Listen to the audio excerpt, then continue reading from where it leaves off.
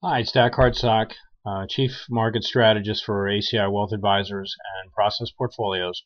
And I thought this would be a good video to share with my subscribers and site visitors because I'm going to talk about a lot of the things that you need to be aware of in your own investments, or if you've got a manager, you should be thinking about some of the things I'm going to talk about here when you are looking at your statements and when you are having discussions with your manager. It's not just about whatever the performance number is. There's other things you need to be aware of if you want to do things the way the most successful investors, the biggest investors do.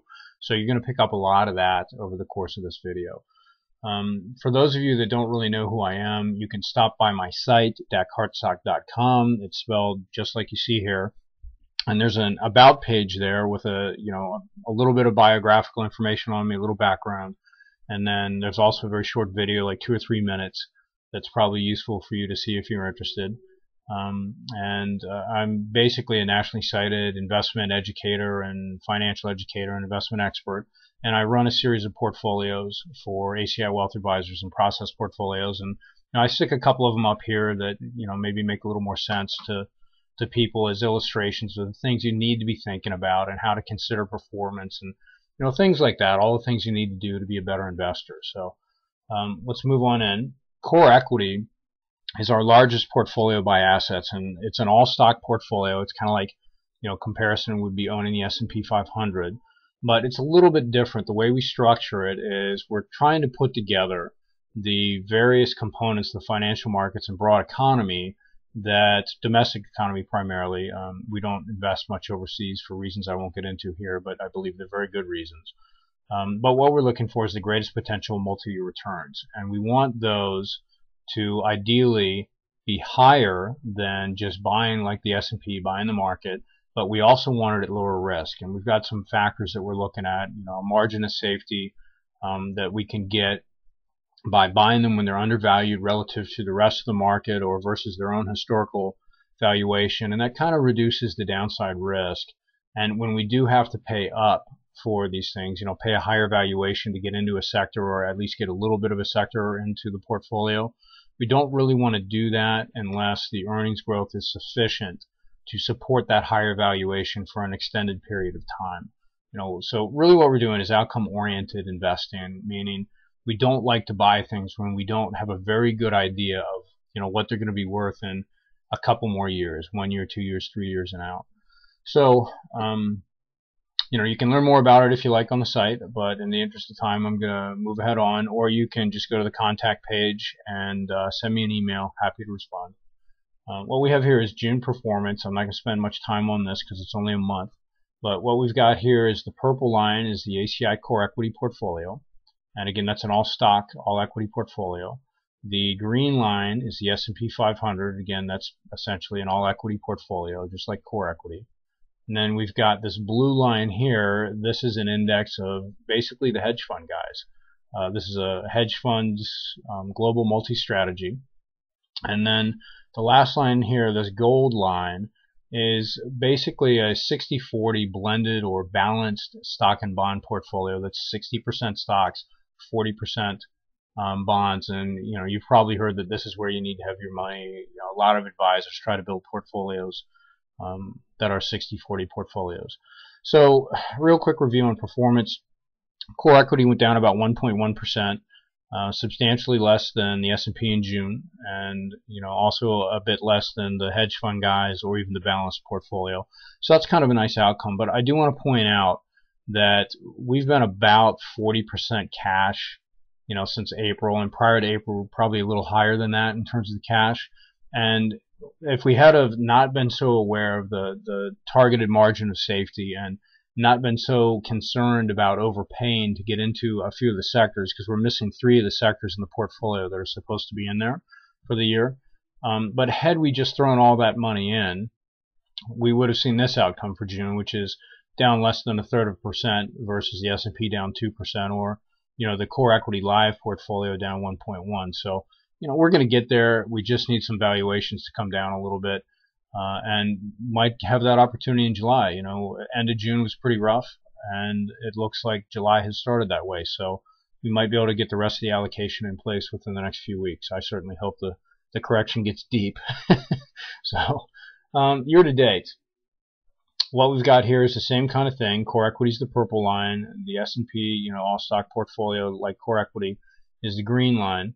And a couple of things I want to point out is we felt the markets were kind of getting a little bit on the risky side, or maybe toppy is a better way to put it, back in April and May, and thought there were some catalysts that were going to drive a correction in the near term. And those catalysts are the valuation in some sectors.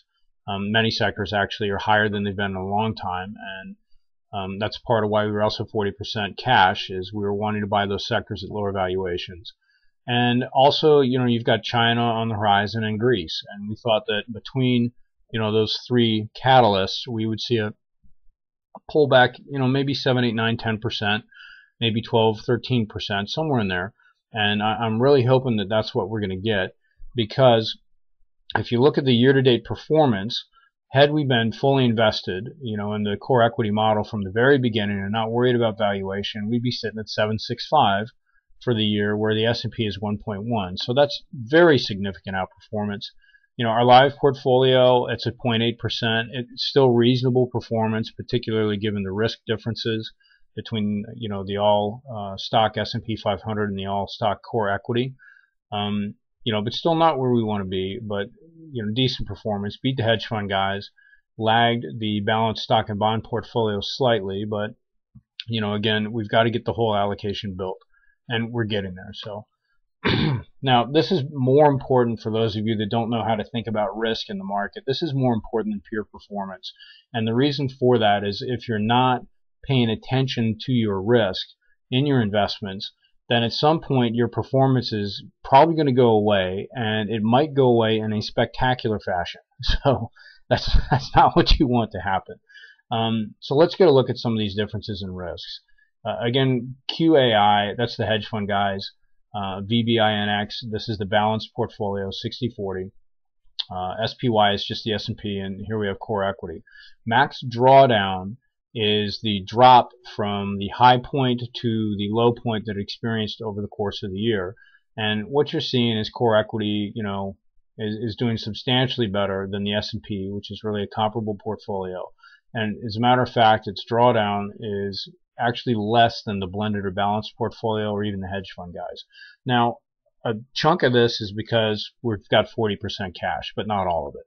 And as we get more invested, for the allocation this year, the future performance reports are going to reflect that. We should see this number rise. It should move up somewhere between 2.5, maybe 2.7, but still substantially lower than the S&P. Sharpe ratio, for those of you who don't know, this is how you manage or measure risk efficiency. And the higher the number is, the more risk efficient your portfolio is. So what we're seeing is we're slightly more risk efficient than the S&P and the hedge fund guys, a little less risk efficient than the balanced portfolio. But when we look at standard deviation, which is a measurement of pure risk, we're more in line with the balanced portfolio and substantially ahead of the S&P 500, because for here, the standard deviation, you want a lower number versus Sharpe ratio, you want a higher number. And again, downside deviation, it's kind of the same thing. It's measuring how far down will the portfolio follow the market, when it's selling off. And again, we're doing substantially better than the other all-stock portfolio here. So these are all good outcomes.